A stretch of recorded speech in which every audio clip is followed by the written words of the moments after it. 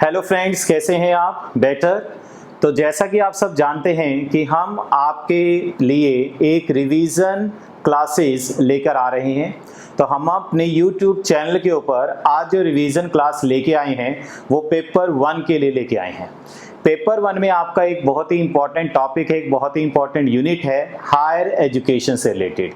तो आज जो हम रिवीजन करेंगे उस हायर एजुकेशन की करेंगे। ओके, तो चलिए स्टार्ट करते हैं विदाउट वेस्टिंग एनी टाइम, क्योंकि जो रिवीजन हमारा होगा वो बहुत ही क्विक होगा और रिवीजन इस तरह से होगा ताकि जो इंपॉर्टेंट कंसेप्ट हायर एजुकेशन के हैं वो आपको एक बार दोबारा से माइंड के अंदर कवर अप हो जाएं। तो चलिए स्टार्ट करते हैं सबसे पहले चैप्टर 1 से। चैप्टर 1 में आता है institutions of higher learning and education in ancient India. Ancient India का मतलब जो प्राचीन इंडिया था, जो हम बात करते हैं प्राचीन टाइम में यानी पुराने समय में भारत के अंदर किस तरह से हायर एजुकेशन दी जाती थी। तो सबसे पहले आपको है एम्स ऑफ एजुकेशन। देखिए, इसमें कोई डाउट नहीं, जब हम बात करते हैं एम ऑफ एजुकेशन की तो उसका सबसे जो मेन एम माना गया है वो माना गया है good training to young man and women. इसका मतलब एजुकेशन कभी भी केवल मैन तक कंसंट्रेट नहीं है, it includes both man as well as women in the performance of their social, economic and religious duties. मतलब किसी भी पर्सन को जब एजुकेशन दी जाती है वो इस तरह से उसे समझाई जाए, इस तरह से उसे बताई जाए ताकि वो पर्सन अपनी सोशल यानी समाज की तरफ जो उसकी ड्यूटीज हैं, इकोनॉमिकल जो अपने परिवार की तरफ या समाज की तरफ जो उसकी इकोनॉमिकल ड्यूटीज हैं, या जो रिलीजियस ड्यूटीज हैं उन्हें अच्छी तरह से परफॉर्म कर पाए। इसका मतलब एजुकेशन का मेन जो एम होता है वो ओवरऑल डेवलपमेंट होता है। केवल और केवल ये एम नहीं है कि आप पैसा कमाना सीख जाए, नो, पैसे के साथ साथ आपको सोसाइटी, रिलीजन, इन सब के बारे में भी सोचना पड़ेगा। तो एजुकेशन का मेन एम ये होता है। अब जब हम बात करते हैं हायर एजुकेशन की, तो हायर एजुकेशन में मेनली हम किस एज ग्रुप को कवर करते हैं ये आपने ध्यान रखना है। नेट के पॉइंट ऑफ व्यू से ये पूछा जा सकता है कि कौन सा एज ग्रुप हायर एजुकेशन के अंदर कवर किया जाता है। तो the age group which is normally covered in higher education is between 15 to 59 year. 15 से लेकर 59 साल तक हम कवर करते हैं। ओके, नेट के लिए एक और इंपॉर्टेंट क्वेश्चन आता है कि इंडियन हायर एजुकेशन सिस्टम जो है वो वर्ल्ड में कौन से नंबर पे आता है। It is the third largest education system in the world. सबसे पहले नंबर 1 पे आता है यूएसए, दूसरे पे आता है चाइना और थर्ड नंबर पे कौन आता है? इंडिया आता है। ओके, हायर एजुकेशन नॉर्मली +2 के बाद ही हम कवर अप करते हैं, वहीं से हम स्टार्टिंग मानते हैं। ओके, अब नॉर्मल बात है कि पुराने टाइम में हमारी जो लैंग्वेज होती थी वो कौन सी होती थी। पुराने टाइम में जो सबसे बेस्ट मीडियम माना जाता था वो संस्कृत माना जाता था, बट कुछ एक केसेस में जैसे बुद्धिज्म सिस्टम होता था वहां पर पाली एक लैंग्वेज है उसको भी एक मीडियम माना जाता था। ओके, एजुकेशन सिस्टम जो पुराने टाइम में था उसकी क्या क्या कैरेक्टरिस्टिक्स हैं? First, fully and compulsory residential. Second, stress was laid on having a personal relation between teacher and taught। मतलब स्टूडेंट और टीचर का पर्सनल रिलेशन होता था। आपने देखा होगा रामायण में, महाभारत में जो गुरु होता था और जो शिष्य होता था उनके बीच बहुत ही पर्सनल रिलेशन मेंटेन किए जाते थे। एजुकेशन फ्री होती थी नॉर्मल केसेस में ज़्यादातर। हाँ, कुछ एक ऐसे गुरु होते थे जो उसके बदले उनके फादर मदर से कुछ ना कुछ लेते थे, बट काफ़ी हद तक ये एजुकेशन फ्री रखी जाती थी। और ज़्यादातर जो एजुकेशन होती थी वो सेमिनार टाइप में होती थी। सेमिनार टाइप मतलब ओपन डिस्कशन, डिबेट। गुरु जो होते थे वो शिष्य को ये पूछते थे आपका क्या विचार है, वो अपने व्यूज रखते थे, गुरु अपने व्यूज रखते थे, तर्क वितर्क होता था, डिबेट होती थी, उसके बेस पर एक कंक्लूजन पर वो आते थे। ओके, जो एजुकेशन सिस्टम है वहां पर डिग्निटी ऑफ लेबर रखी जाती थी। डिग्निटी ऑफ लेबर का मतलब क्या है? चाहे कोई पर्सन कितने भी अच्छे बैकग्राउंड से हो, उसे अपनी अर्निंग करने के लिए, उसे अपनी जीविका को कमाने के लिए कुछ ना कुछ मेहनत करनी पड़ती थी। चाहे एक राजा का बेटा आता था, चाहे कोई एक नॉर्मल बेटा होता था, सभी को कुछ ना कुछ वर्क करना पड़ता था, मेहनत करनी पड़ती थी। ओके, इसके अलावा वी हैव सम डिफरेंट जो स्कूलिंग की है उसके अंदर एक सिस्टम बनता था। सबसे पहले हम बात करते हैं विद्यारंभा की। विद्यारंभा का मतलब क्या है, ये वैदिक सिस्टम में होता था, दो सिस्टम, एक वैदिक एक बुद्धिज्म। वैदिक सिस्टम के अंदर जहां पर एक child at the age of 5 education start करता था, और जब वो एज ऑफ 5 में जो सेरेमनी होती थी उसे हम क्या कहते थे, विद्यारंभा कहते थे। नेक्स्ट आता है उपनयना। उपनयना का मतलब क्या है, नॉर्मली इस पर्टिकुलर केस के अंदर एक चाइल्ड अपने पेरेंट्स का घर छोड़ देता था, और घर छोड़ने के बाद वो नॉर्मली अपने टीचर के साथ रहता था। अब ये अलग अलग केस में होता था। अगर कोई ब्राह्मण बॉयज था तो वो normally at the age of 8 year इस सेरेमनी में आ जाता था। अगर क्षत्रिय था तो वो एट द एज ऑफ 10, और वैश्य बॉयज के लिए एट द एज ऑफ 12। तो 3 अलग अलग एज होती थी। जैसे हम विद्यारंभा की बात करें वहां 5 ईयर थी, यहाँ 8, 10 और 12। नेक्स्ट आता है प्रव्राज्या और प्रभजा। ये बुद्धिज्म सिस्टम के अंदर होता था, ये भी एक सेरेमनी होती थी, और इस सेरेमनी के अंदर भी जो एज था वो दैट इज 8 ईयर। नॉर्मली क्या होती थी, 8 ईयर्स होती थी। Okay, then we have education of women. क्या वुमेन को एजुकेशन मिलती थी? बिल्कुल मिलती थी। पुराने टाइम में भी वुमेन को एजुकेशन मिलती थी। आपने देखा होगा, जैसे हम बात करें माता सीता की, तो वो भी एजुकेटेड थी, उनकी चारों बहनें भी एजुकेटेड थी। इसी तरह एजुकेशन तो मिलती थी, उन्हें भी वेद की अच्छी नॉलेज मिलती थी। लेकिन मेन बात है कि वुमेन को जो एजुकेशन दी जाती थी वो किस तरह की दी जाती थी। तो अगर हम बात करें प्राचीन टाइम में, यानी ओल्डन या एंसेंट इंडिया में, ज़्यादातर जब एजुकेशन ऑफ वुमेन की बात करते हैं तो उन्हें दी जाती थी training in the arts of housekeeping. Housekeeping की नॉलेज होती थी, म्यूजिक की और डांसिंग की नॉलेज होती थी। थोड़े बहुत उन्हें वेद की भी नॉलेज होती थी, इसमें कोई डाउट नहीं है, बट कहीं ना कहीं उनका मेन स्ट्रेस होता था हाउसकीपिंग के ऊपर, म्यूजिक के ऊपर और डांसिंग के ऊपर भी। क्लियर? नेक्स्ट आता है ब्रह्मवादिनीस। ब्रह्मवादिनीस का मतलब क्या है कि ये वो वुमेन होती थी जो मैरिज नहीं करती थी, और ज्यादातर उनका सारा का सारा काम केवल और केवल पढ़ाई के ऊपर होता था। तो that is brahmavadinis. Then we have subject of studies. भाई प्राचीन टाइम में नॉर्मली कौन कौन से सब्जेक्ट में स्टडी दी जाती थी?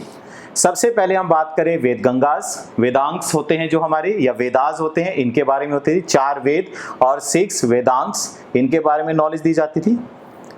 उसके बाद है बुद्धिज्म सिस्टम में कौन कौन से मेन सब्जेक्ट होते थे। बुद्धिज्म में नॉर्मली हमारे सब्जेक्ट होते थे पिताक्ष, जिसमें हम 3 चीजों को इंक्लूड करते थे, Sutta, Vinaya and Abhidhamma. The works of all 18 school of Buddhism. इसके अलावा यानी 3 पिताक्ष एंड बुद्धिज्म, इसके अलावा वेदास की भी उन्हें पढ़ाया जाता था, बट केवल और केवल कंपैरेटिव नॉलेज के लिए। कंपैरेटिव मतलब जब ये पूछा जाता भाई वेद और इसमें क्या फर्क है, तो बुद्धिज्म को नॉलेज हो कि वेद और हमारे सिस्टम में कहाँ कहाँ कंपैरिजन किया जा सकता है, क्या क्या मेन गैप है उसके बारे में। ठीक है।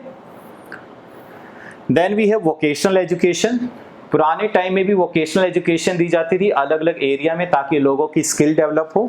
नॉर्मली ये पाया गया है कि पुराने टाइम में टोटल 64 डिफरेंट आर्ट्स होती थी जिसके बारे में वोकेशनल एजुकेशन दी जाती थी, जिसमें हम weaving, dyeing, spinning, art of tanning leather, manufacture of boats, carrots, art of training elephants, यानी डिफरेंट तरह की ये आर्ट्स दी जाती थी।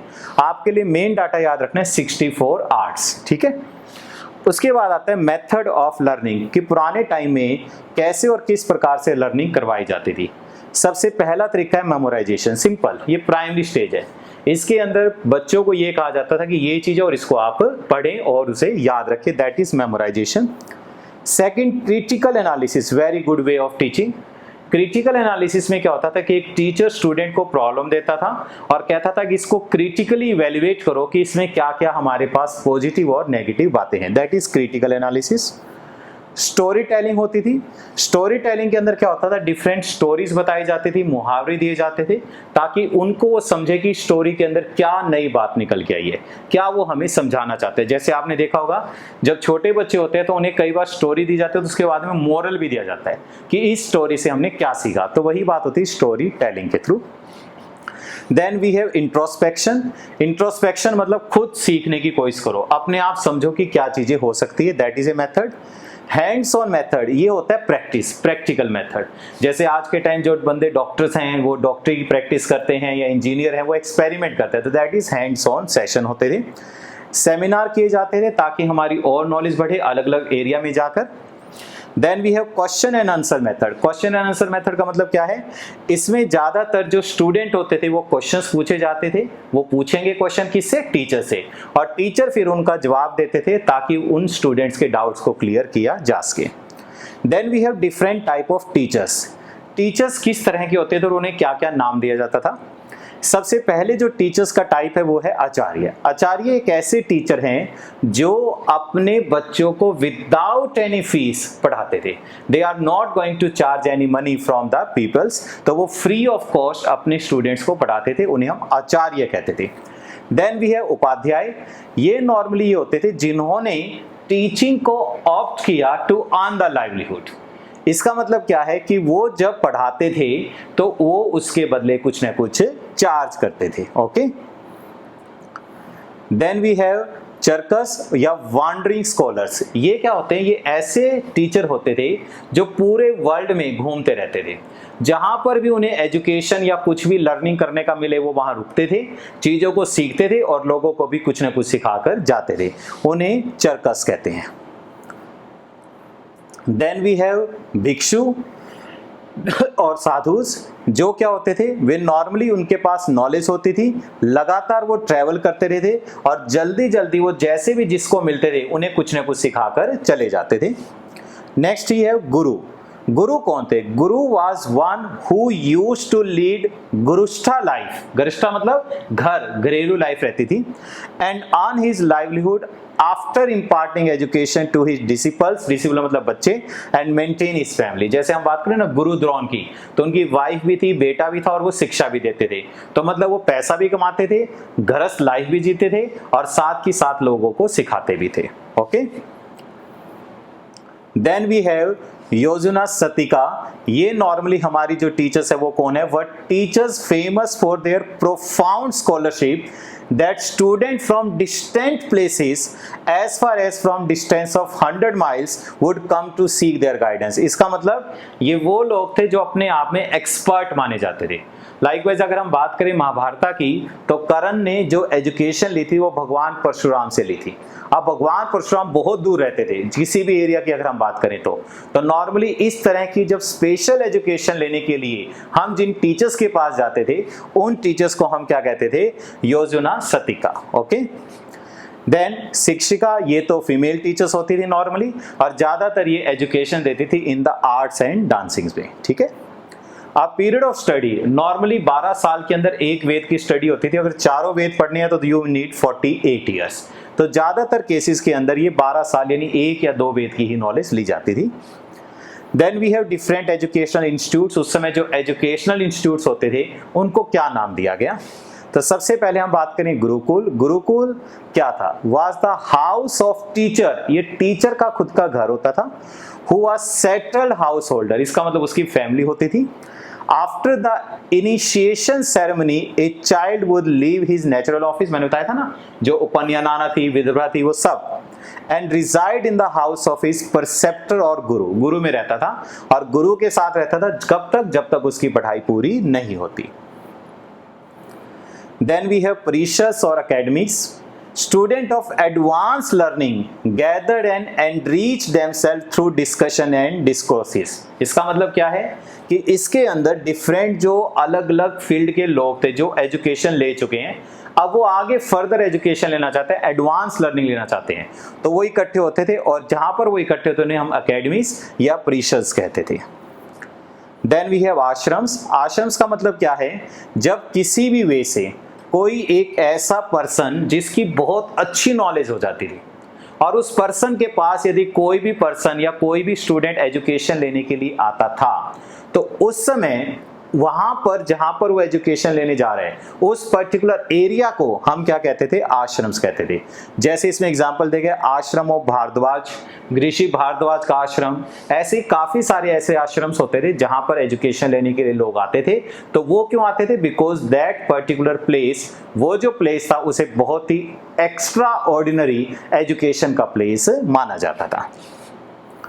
देन वी हैव गोस्टियन कॉन्फ्रेंसेज, ये होती रहती थी, नेशनल लेवल पे हो सकती थी, स्टेट लेवल पे हो सकती थी, तो बहुत दूर दूर से लोग आते थे और अपने व्यूज को रखते थे, दैट इज गोष्ठी और कॉन्फ्रेंसेज।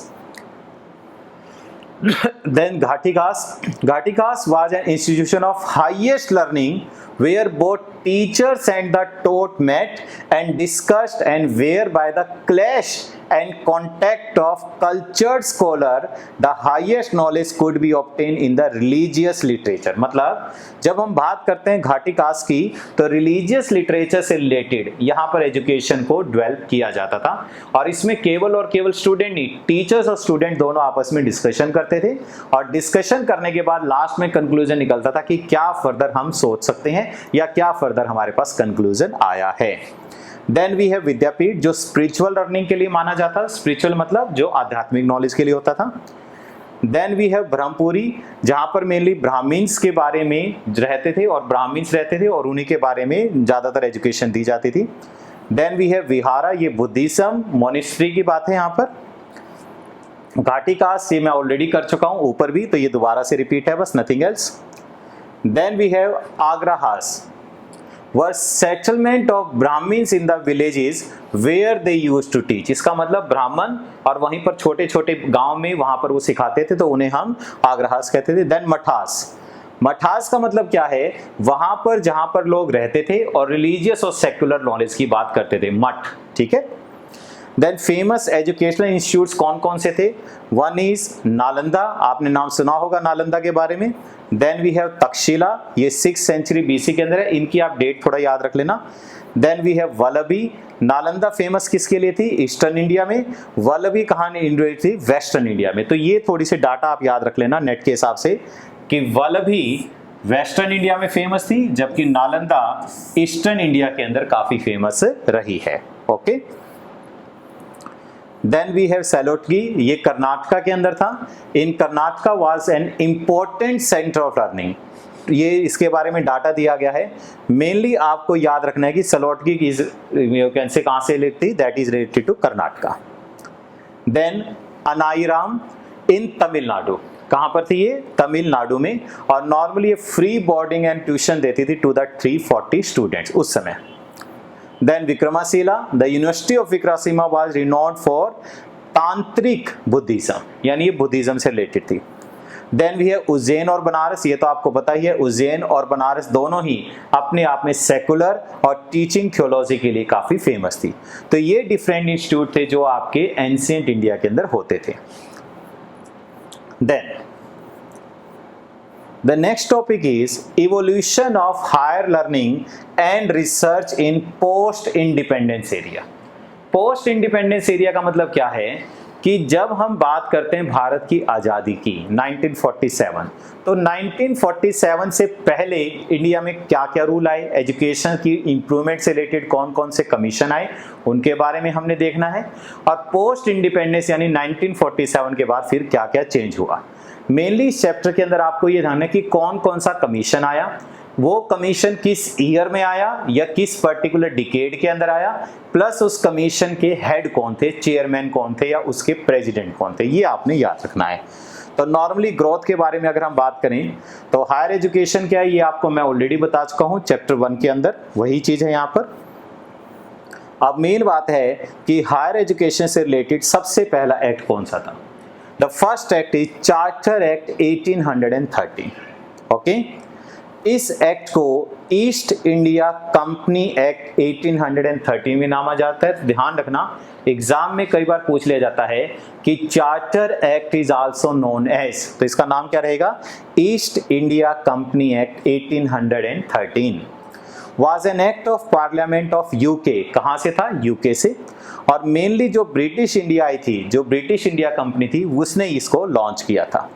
अब इसके कुछ ऑब्जेक्टिव हैं, क्या थे act, the act expressly asserted the crown sovereignty over British India, कहता है सब कुछ राजा है, जो राजा कहेगा वही करना होगा। It allotted ₹1 lakh to promote education in Indian masses and allowed them to open anywhere, anytime। इसका मतलब एजुकेशन पे सबसे पहले जो बजट की बात करें तो वो 1 लाख रुपए इन्होंने दिया था। This act permitted Christian missionaries to propagate English and preach their religion. इसका मतलब क्या है?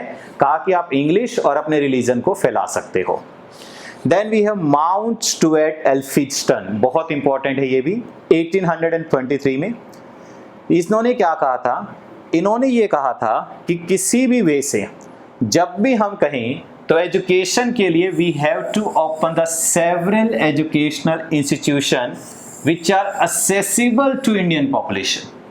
मतलब जितने हो सके उतने ज़्यादा एजुकेशनल इंस्टीट्यूट्स खोलें ताकि ज़्यादा से ज़्यादा भारतीयों को उस एजुकेशन का फ़ायदा मिले। Okay, then we have English education act जो 1835 में आया। अब इसके अंदर आपको क्या याद रखना है कि ईयर 1835 और कौन थे?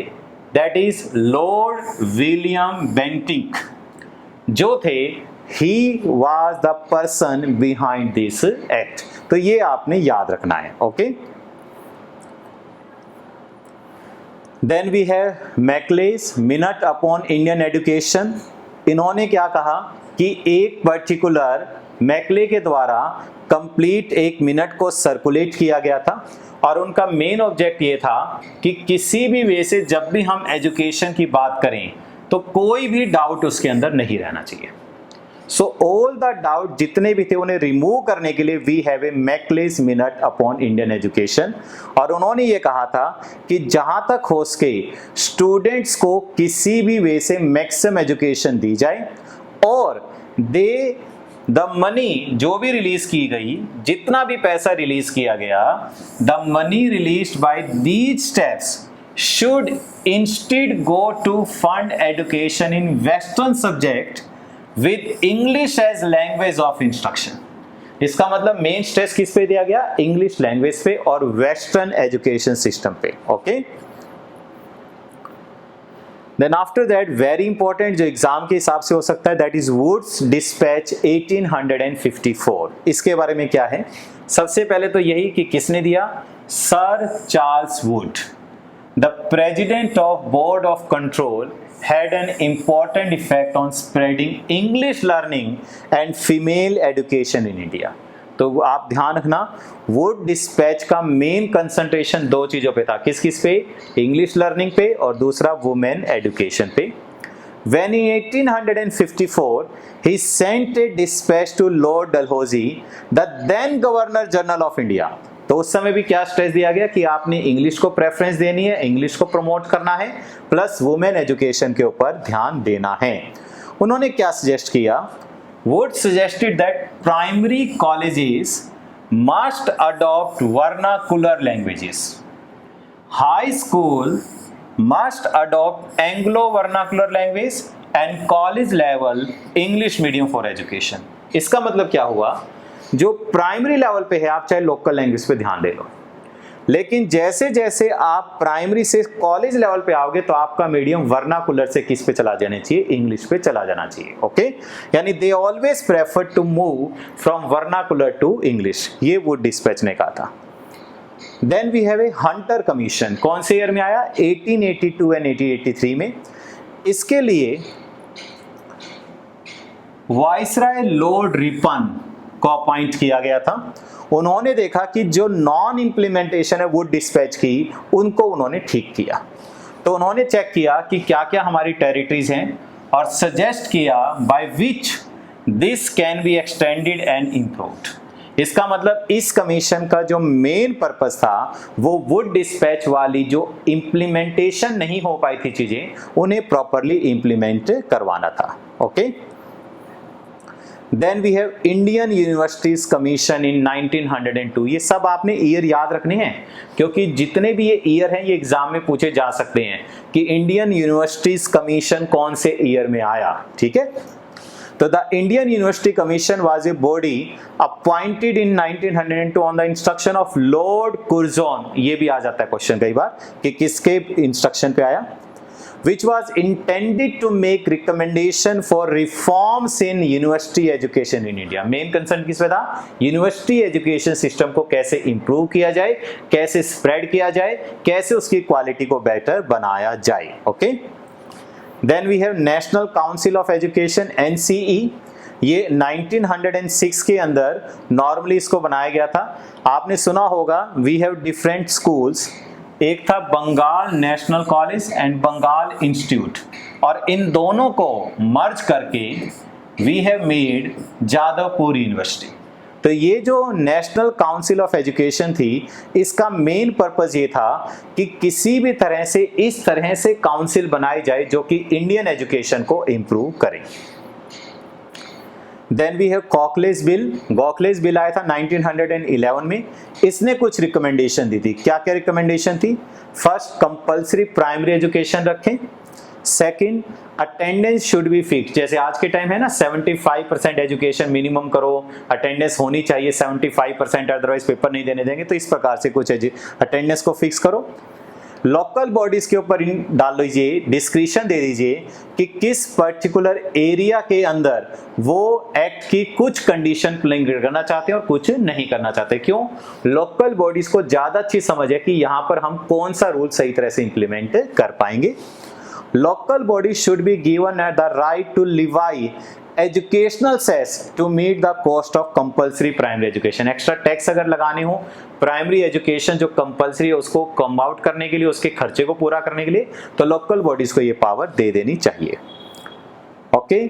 इसके अलावा expenditure on education was to be shared by local bodies and provincial government in the ratio 1:2। मतलब अगर टोटल 3 रुपए खर्च होते हैं तो 1 रुपया लोकल बॉडी खर्च करेगी तो 2 रुपए गवर्नमेंट को भी खर्च करने पड़ेंगे। इस प्रकार की कंडीशन थी। For the introduction of compulsion the previous section of viceroy and governor respectively were necessary. भाई एक एरिया में आपने कंपल्सरी एजुकेशन करनी है नहीं करनी है तो उसके लिए you need to take permission. Compulsory primary education is intended to apply in the first instance only to boys। पहले बॉयज के लिए और बाद में फिर ये गर्ल्स के लिए सोचा था। और guardian whose income is less than 10 rupees per month, उसके लिए कहा गया कि आपको कोई भी फी पे करने की जरूरत नहीं है। Okay. Per month should not be asked to pay any fee for their wards। Okay. Next, government of India resolution 1913, उसने गोखलेज बिल के बाद था। अब मेन बात है after independence university education commission आ गया था 1948 एंड 49 के अंदर, जिसका मेन जो चेयरमैन थे वो थे डॉक्टर एस राधाकृष्णन। इसके बारे में आपने देखना है। देन सेकेंडरी एजुकेशन कमीशन आया इन 1952 एंड 53। इसका जो मेन काम था that is related to the school education, mainly भी स्कूल एजुकेशन पे कैसे और किस प्रकार से हम इंप्रूवमेंट कर सकते हैं। Then we have emotional integration 1961 में आया। नॉर्मली इमोशनल इंटीग्रेशन की जो चेयरमैनशिप थी वो डॉक्टर सैम पूरन आनंद ने की थी। इसका मेन कंसंट्रेशन ये था कि सॉलिड फाउंडेशन बने जिसके अंदर हम ये चेक कर पाए कि कैसे और किस प्रकार से यूनिटी को लाया जा सके in the diversity of education system. Then national education commission 1964-66 के बीच में आया। इसे हम कोठारी कमीशन भी कहते हैं। ये ध्यान रखना, नेट में 1-2 बार क्वेश्चन आया हुआ है। National education commission is also known as Kothari commission या Kothari commission is also known as national education commission. और कौन से ईयर में? 1964 और 65 में। और चेयरमैन कौन थे? दौलत सिंह कोठारी, ये याद रखना है। और ये बाद में चेयरमैन भी रहे जो यूनिवर्सिटी ग्रांट कमीशन के। देन कंकरेंट लिस्ट आई थी जिसके अंदर ये रखा गया था कि एजुकेशन केवल और केवल सेंटर का पार्ट नहीं, सेंटर के साथ साथ ये एक स्टेट का भी पार्ट रहेगा, स्टेट को भी पैसा खर्च करना पड़ेगा। Then we have national policy on education जो 1986 के अंदर आई थी। ओके। प्रोग्राम ऑफ एक्शन जो 1992 में आया, किसके under? That is under doctor या श्री पीवी नरसिम्हा राव गवर्नमेंट के अंदर। राइट टू एजुकेशन जो 2009 में आया जिसने कहा कि 6 से 14 साल के बच्चे के लिए आपको 100% कंपल्सरी एजुकेशन देनी है। इसे बनाया गया, इनेक्टेड 4 अगस्त 2009, बट इंप्लीमेंट जो हुआ वो 1 अप्रैल 2010 को हुआ था। तो आफ्टर जो हमने बात की related to right of education act, अब आता है Kasturi Rangan committee. The central government had constituted K. Kasturi Rangan Committee to prepare draft for new education policy 2017। अभी आपने देखा होगा रिसेंटली प्रधानमंत्री मोदी जी ने भी कहा कि न्यू एजुकेशन पॉलिसी में काफ़ी सारे रिफॉर्म्स आए हैं और आए भी हैं, और धीरे धीरे जब वो प्रॉपरली इंप्लीमेंट होगी तो पता लगेगा। तो आपको नेट के हिसाब से याद रखना है कि न्यू एजुकेशन पॉलिसी को ड्राफ्ट करने के लिए कौन सी कमेटी कॉन्स्टिट्यूट की गई थी। तो कौन सी कमेटी थी? वो कस्तूरी रंगन कमेटी। इसके बारे में आपने जरूर से जरूर ध्यान रखना है। ओके, नेक्स्ट आता है कि हमारे यहाँ जो एजुकेशन सिस्टम है वो किस तरह से फैला हुआ है। तो एलिमेंट्री एजुकेशन में हम दो चीज़ों को कवर करते हैं, एक प्राइमरी और एक upper primary class. Primary class में हम कवर करेंगे 1 to 5th and upper primary में 6 to 8। देन सेकेंडरी एजुकेशन में हम दो कवर करते हैं, एक सेकेंडरी क्लासेज जिसमें 9th और 10th कवर होती है, एक सीनियर सेकेंडरी क्लासेज जिसमें 11th और 12th कवर होती है। Then we have tertiary education जिसके अंदर हमारी हायर एजुकेशन कवर होती है और वोकेशनल एजुकेशन और ट्रेनिंग कवर होती है। अगर हम बात करें हायर एजुकेशन की तो उसमें दो तरह के कोर्स को इंक्लूड किया गया, एक जनरल और एक प्रोफेशनल। जनरल में साइंस, कॉमर्स और आर्ट्स 3 स्ट्रीम मानी जाती हैं, और प्रोफेशनल में इंजीनियरिंग है, मेडिकल है, आर्किटेक्चर है, इसी तरह नॉन मेडिकल है, ये हमारी स्ट्रीम्स मानी जा सकती हैं। ट्रेडिशनल के अंदर हमारे जो वोकेशनल कोर्सेज चल रहे हैं उसमें ITI है, ITC है, पॉलिटेक्निक कोर्सेज हैं, IT एंड कंप्यूटर टेक्नोलॉजी से रिलेटेड हैं। न्यू इमर्जिंग सेक्टर में ट्रैवल है, टूरिज्म है, एविएशन है, हॉस्पिटैलिटी है, रिटेल है। इसके अलावा भी और काफ़ी सारे हैं, जैसे यूट्यूबर वगैरह हैं, इससे रिलेटेड भी कई नए कोर्स लगातार आ रहे हैं। ठीक है, देन हम बात करें रेगुलेटरी बॉडीज़ की, तो हमारी रेगुलेटरी बॉडीज़ के अंदर नॉर्मल जो हमारा है वो ओवरऑल तो सेंट्रल गवर्नमेंट ही देखती है, जिसके अंदर हमारी MHRD है, ministry of human resource development, जिसे हम मिनिस्ट्री ऑफ एजुकेशन आजकल जान रहे हैं। रेगुलेटरी बॉडीज़ की बात करें तो हायर एजुकेशन को कंट्रोल करने वाली रेगुलेटरी बॉडी UGC है, और टेक्निकल एजुकेशन को कंट्रोल करने वाली बॉडी AICTE है। स्टेट गवर्नमेंट में डिफरेंट डिपार्टमेंट्स और काउंसिल्स होती हैं जो स्टेट गवर्नमेंट में रहने वाली हायर एजुकेशन को कवर अप करती हैं। हायर एजुकेशन इंस्टीट्यूट्स को एक्रीडेशन देने के लिए हमारी दो बॉडीज हैं, एक NAC और एक NBA। NAC पूरे इंस्टीट्यूट को ग्रेड देता है, जैसे आपने सुना होगा A ग्रेड A+, जैसे कुरुक्षेत्र यूनिवर्सिटी है A+ ग्रेड में है, MD है वो भी शायद A+ ग्रेड में है, कुछ यूनिवर्सिटी A ग्रेड में है, कुछ B ग्रेड में है। और जो NBA है वो डिफरेंट कोर्सेज को एक्रीडेशन देता है, national board for accreditation. Now main बात है, सेंट्रल गवर्नमेंट नेशनल पॉलिसी बनाती है, ये ग्रांट्स देती है UGC को, और UGC आगे फर्दर देती है फंड वगैरह डिफरेंट कॉलेजेस को, यूनिवर्सिटीज़ को। स्टेट गवर्नमेंट कंट्रोल करती है, कैब है हमारा जो कोऑर्डिनेट एंड कोऑपरेट करता है between the union and state in the field of education including policy making के लिए। MHRD हमारी ओवरऑल अथॉरिटी मानी जाती है एजुकेशन की, okay, ministry of human resource development. अब बात आती है सेंट्रल यूनिवर्सिटीज। सेंट्रल यूनिवर्सिटीज क्या होते हैं? जो सेंट्रल गवर्नमेंट या सेंट्रल एक्ट के थ्रू इस्टेब्लिश्ड होती हैं हमारी। आज के टाइम जो टोटल सेंट्रल यूनिवर्सिटीज इंडिया में है वो है 49। ये डाटा आपने याद रखना है, ये डिफरेंट यूनिवर्सिटीज के नाम दिए गए हैं। स्टेट यूनिवर्सिटी जो है, जो स्टेट गवर्नमेंट के द्वारा रन की जाती है, नॉर्मली वहाँ के एक एक्ट के द्वारा बनाई जाती हैं।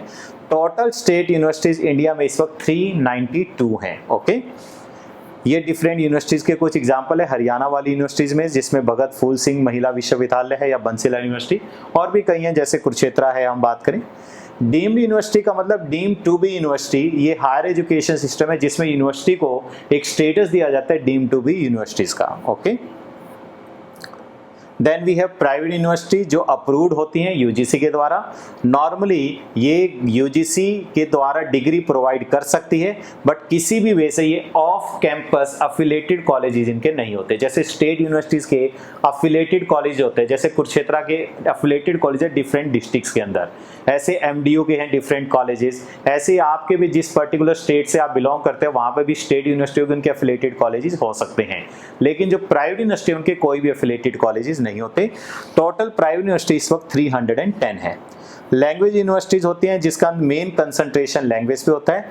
टोटल हमारे पास 6 लैंग्वेज यूनिवर्सिटीज हैं। ओके, क्लियर, जो UGC के द्वारा फंडेड होते हैं। ये डिफरेंट यूनिवर्सिटीज के नाम हैं। तो टोटल 822 यूनिवर्सिटीज़ हैं। ये जो डाटा दिया गया है इसमें ये बताया गया कि सेंट्रल यूनिवर्सिटी सबसे ज़्यादा किस में है? यूपी में, रैंक 1 आता है। स्टेट यूनिवर्सिटी सबसे ज़्यादा यूपी में है 30, उसका भी रैंक 1 है। Deemed to be universities Tamil Nadu में है नंबर 1 पे, और प्राइवेट यूनिवर्सिटी सबसे ज़्यादा राजस्थान में है।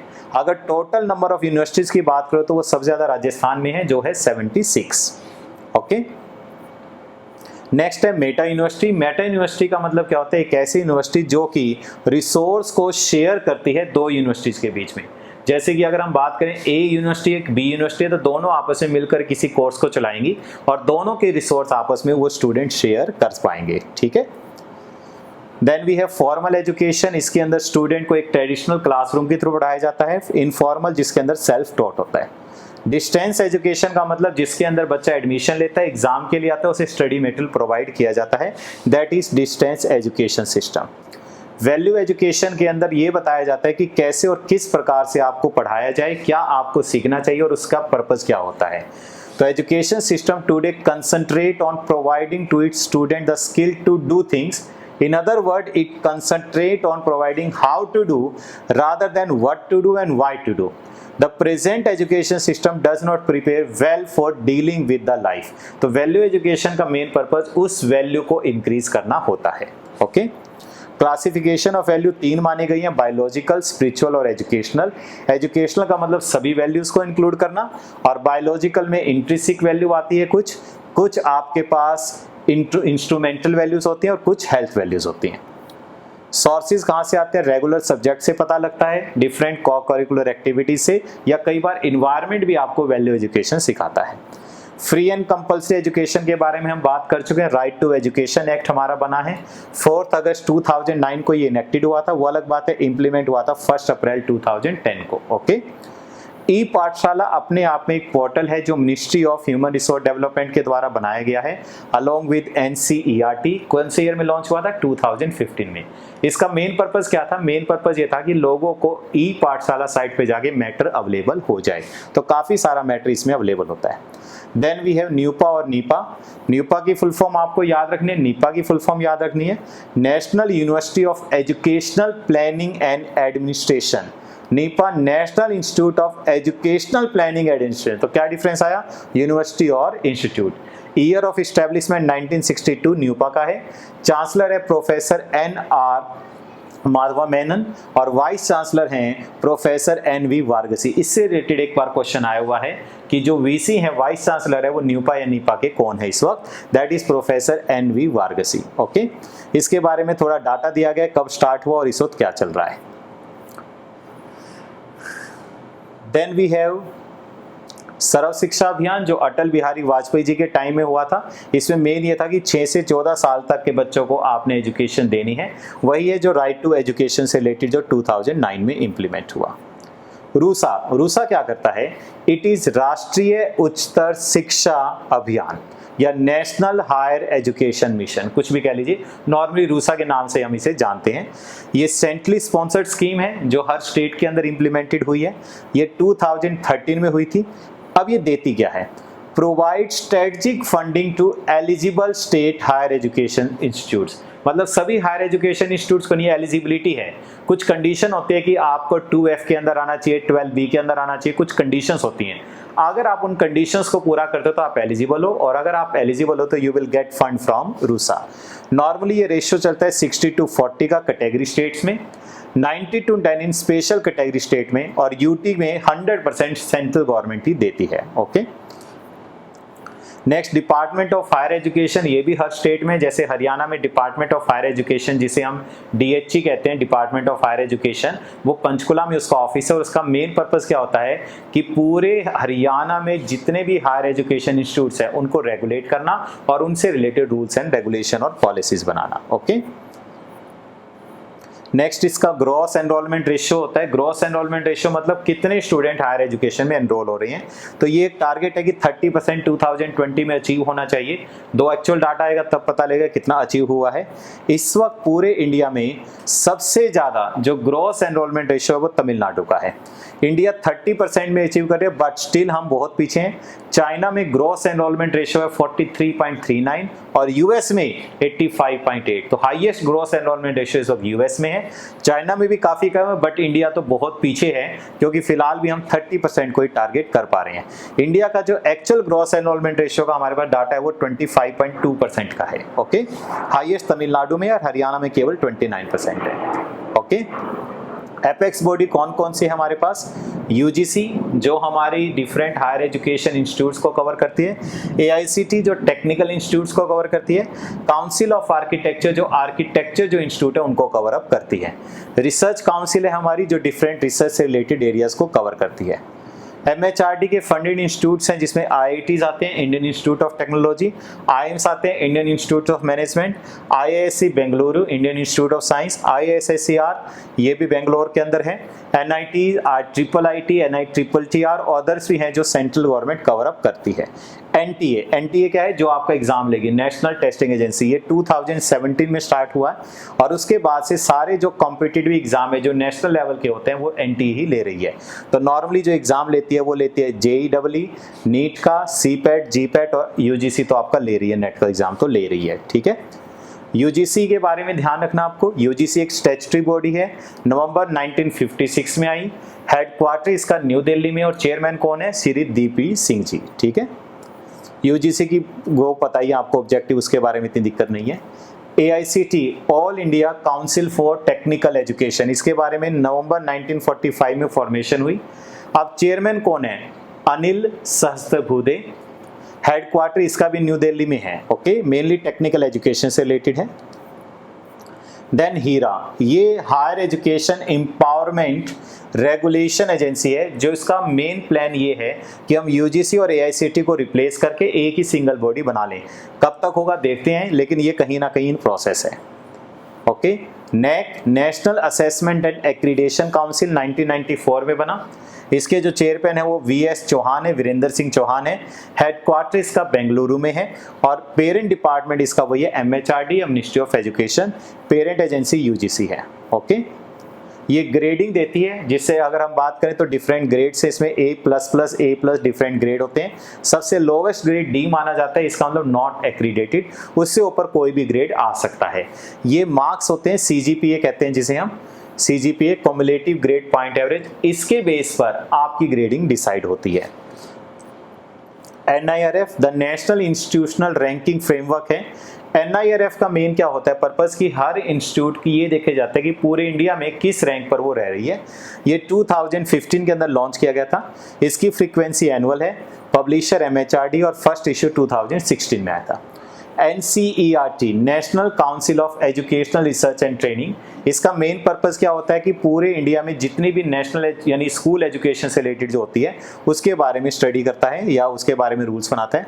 ऑटोनॉमियस बॉडी है, डायरेक्टर कौन है? डॉक्टर हरुकेश सेनापति, इस्टेब्लिश 1961 में है, प्रेसिडेंट है प्रकाश जावड़ेकर जो MHRD मिनिस्टर हैं हमारे, ठीक है। ऑब्जेक्टिव इसके बता रखे हैं।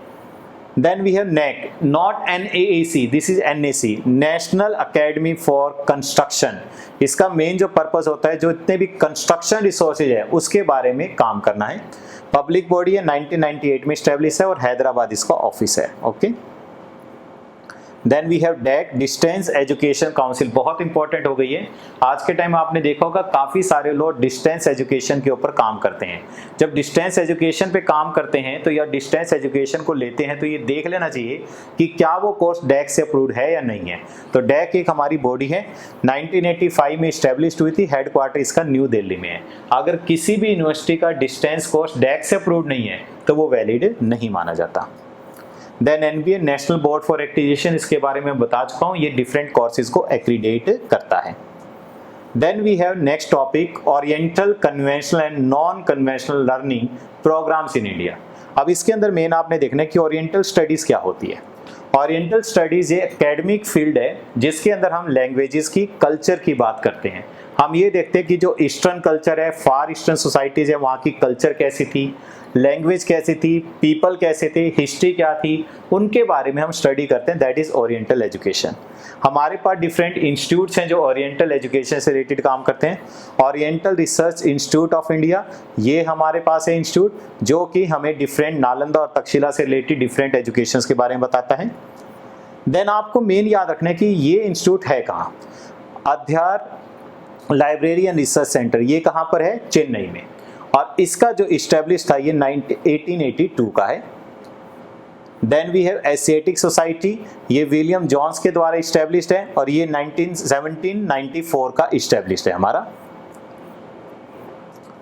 Then we have Bhandarkar oriental research institute, कहाँ है लोकेटेड, ये पुणे के अंदर, और ये स्टार्टेड कब हुआ था 1917 में। Okay. Then we have Ganganath Jha Kendriya Sanskrit विद्यापीठ, कब स्टैब्लिश हुआ था, ये इलाहाबाद में, और स्टैब्लिश कब हुआ था 1934। ये जितने भी इंस्टीट्यूट्स हैं ये सभी ना सभी किसी ना किसी पर्टिकुलर एरिया में स्टडी करते हैं। जैसे हम बात करें संस्कृत विद्यापीठ, तो नाम से क्लियर होगा कि संस्कृत से रिलेटेड आपको डिफरेंट एरियाज में स्टडी करवाएगा। कप्पू स्वामी शास्त्री रिसर्च इंस्टीट्यूट, ये चेन्नई में है, कब स्टैब्लिश हुआ 1944 के अंदर। ये भी एक ओरिएंटल रिसर्च इंस्टीट्यूट है और अपने आप में डिफरेंट जो एरियाज हैं ओरिएंटल स्टडीज के, उससे रिलेटेड आपको रिसर्च करवाता है। देन वी है मद्रास संस्कृत कॉलेज, ये चेन्नई में सिचुएटेड है, ये फाउंडेड हुआ 1905 में, और इसका जो मेन होता है ये 5 ईयर कोर्स आपको ऑफर कर रहा है related to the traditional method of teaching. Then we have mythic society, ये बेंगलोर में लोकेटेड है, और इस इंस्टीट्यूट का मेन जो एरिया है वो है research of religion, philosophy, history, ethnology and culture से रिलेटेड ये आपको एजुकेशन देता है या उससे रिलेटेड रिसर्च करवाता है। Then we have oriental institute, ये बड़ौदा में है, और ये शिवाजी राव गायकवाड़ के नाम पर ये इस्टेब्लिश्ड है, यानी उनके द्वारा इस्टेब्लिश है, और ये 1893 में था। देन ओरिएंटल मैन्युस्क्रिप्ट लाइब्रेरी, नाम से स्पष्ट है कि ये लाइब्रेरी है, ये नॉर्मली त्रिवंतमपुरम या त्रिवेंद्रम के अंदर सिचुएटेड है, और ये स्टार्टेड हुई थी 1911 में। देन ओरिएंटल रिसर्च इंस्टीट्यूट, इसके बारे में थोड़ा ध्यान रखना पड़ेगा। हमारे पास 2 तरह के ओरिएंटल रिसर्च इंस्टीट्यूट है, ये रिसर्च इंस्टीट्यूट है मैसूर में, and one other that is located in Tirupati. तो थोड़ा सा आपको ध्यान रखना है कि ओरिएंटल रिसर्च इंस्टीट्यूट हमारे 2 जगह हो गए, one is Mysore and other is Tirupati. Then we have Sanskrit academy, ये कहाँ पर है, इट इज इन चेन्नई, और संस्कृत अकेडमी का मेन पर्पस जो 1927 में स्टार्ट हुई थी, ये काफ़ी सारे जो पुरानी बुक्स हैं वो इनके पास अवेलेबल मिल जाती हैं आपको Sanskrit. Then we have Sanskrit Sahitya Parishad, ये कोलकाता में है। The institute owns it origin to a handful Sanskrit pandits with limited financial resources, but फिलहाल ये जो है एक रेंटेड हाउस में थी, but currently it has its own building, और उस बिल्डिंग के अंदर काफ़ी सारी बुक्स आपको अवेलेबल मिलेगी। Now the we have government Sanskrit college, ये कहाँ पर है, कोलकाता में, और ये कब स्टैब्लिश हुआ था 1824। तो आपको जो मेन डाटा याद रखना है ना, वो कॉलेज कहाँ सिचुएटेड और किस ईयर में स्टार्ट हुआ था, ये आपने मेन ध्यान रखना है। Then we have Saraswati Mahal library, ये कहाँ पर है, तंजौर में लोकेटेड है, और ये लार्जेस्ट लाइब्रेरी है रिलेटेड टू इंडियन मैन्युस्क्रिप्ट, यानी जितनी भी पुरानी से पुरानी इंडिया से रिलेटेड जो स्टडीज हो सकते हैं लैंग्वेज की, कल्चर की, उससे रिलेटेड मैक्सिमम कलेक्शन आपको इस लाइब्रेरी में मिल जाएगी। Then we have conventional learning program जो होते हैं और डिस्टेंस में उनमें डिफरेंस क्या है ये बताया गया है। तो कन्वेंशनल में learning is a full time and major activity, इसमें पार्ट टाइम स्टडी होते हैं डिस्टेंस एजुकेशन में। Okay, the learner remains in one role and continues the membership of a learning institute. इसमें the learner returns to a role he had some time ago. इसका मतलब क्या है, कुछ time के लिए वो लोकेट होता है, वापिस अपने रोल में आ जाता है। The learner belongs to an institution. यहाँ कुछ नहीं है, ये मेन इंस्टीट्यूट से भी बिलोंग कर सकता है डिस्टेंस में। ये यंग होता है ज़्यादातर केस में, वहाँ पर थोड़ा सा कोई भी एज हो सकती है, कोई ऐसी जरूरत नहीं है। The learner is an easy contact with fellow learner, होता है लेकिन इसमें नहीं होता डिस्टेंस में, क्योंकि पता नहीं कहाँ से लोगों ने एडमिशन लिया वहाँ पर। द लर्नर है easy access to the institutional resources, हो सकते हैं बट उसकी जो फ्रीक्वेंसी होती है वो थोड़ी सी कम होती है। ओके,